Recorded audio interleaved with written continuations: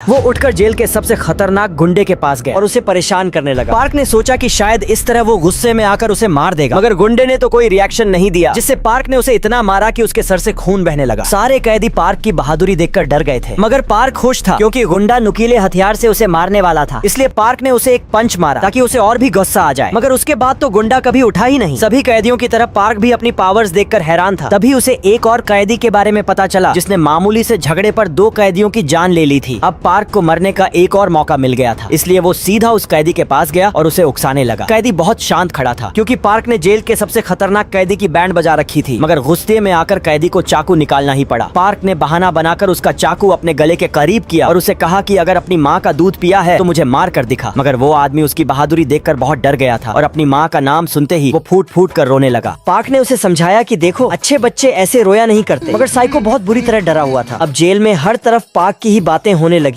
यहाँ तक कि मेस वाले भी डरकर उसकी थाली अच्छे खाने से पूरी भर देते थे। तभी एक लड़के ने कहा कि कल एक आदमी ने कैद से भागने की कोशिश की, मगर पुलिस ने उसे शूट करके मार दिया। ये सुनकर पार्क की आंखों में चमक आ गई। रात के समय एक गार्ड को टपकाने के बाद वो खुल्लम खुल्ला जेल से भागने लगा। जेल के अलार्म गूंज उठे और सभी पुलिस वाले उसके पीछे पड़ गए, मगर पार्क हाथ में सिर्फ एक छड़ी लहराता हुआ खुले मैदान में आया। वो सभी पुलिस वालों को अकेला ही ललकारने लगा। भागने वाले के लिए शूट करने के ऑर्डर्स थे, इसलिए पार्क अब निशाने पर था। वार्डन ने अपने रूम से बैठकर उसे शूट करने का ऑर्डर दिया। अब मौत को सामने देखकर पार्क अपनी फैमिली के बारे में सोचने लगा। पुलिस ट्रिगर दबाने ही वाली थी कि तभी वार्डन की ये देखकर फट गई। ये लड़का तो कोई और नहीं बल्कि पार्क है। उसने तुरंत ऑर्डर वापस लिए और पार्क को जिंदा पकड़कर लाया गया। एक्चुअली अब पुलिस भी उससे डरने लगी थी। वो समझने लगे कि शायद पार्क शहर के सबसे खतरनाक गैंग द बिग माउस का लीडर है, इसलिए अगर पार्क को कुछ हुआ तो उसकी गैंग इन्हें जिंदा नहीं छोड़ेगी। अगले दिन लालची वार्डन सभी कैदियों को एक जगह बुलाकर बोला कि जो मुझे पैसे देगा उसे अच्छा खाना और इज्जत मिलेगी और बाकी सबको सड़ी हुई जिंदगी जीनी पड़ेगी। अब अमीर कैदियों के मजे लग गए, उन्हें हर तरह की सुविधाएं मिलने लगी, मगर दूसरी तरफ गरीब कैदियों को गधों जितना काम करना पड़ा। खाने के नाम पर पार्क को पानी ही मिला, इसलिए उसने गुस्से में एक आवाज लगाई। उसकी दहाड़ सुनकर सभी सहम गए। उसने सभी कैदियों को इकट्ठा किया और खाने की बाल्टियां लेकर वार्डन की ओर जाने लगे। रास्ते में उन्हें स्पेशल फोर्स ने रोक लिया, मगर पार्क ने खाने से भरी हुई बाल्टी उन पर फेंक दी। मेस में बैठे अमीर कैदी भी ये तमाशा देखने लगे। पार्क रुकने का नाम ही नहीं ले रहा था। उसने सारा खाना पुलिस वालों पर फेंक दिया। तभी वार्डन ने खुद आकर पार्क को शांत कराया। पार्क ने उसके कान में जाकर कुछ कहा, जिससे वार्डन ने ऐलान किया कि अब से सभी कैदियों को एक जैसा खाना मिलेगा। सभी कैदी खुशी से झूम उठे क्योंकि उन्हें अब एक ऐसा लीडर मिल चुका था जो उनके लिए वार्डन से भी लड़ सकता था। अगर कोई प्रॉब्लम होती तो पार्क सीधा वार्डन के रूम में जाकर उसे धमकाने लगता।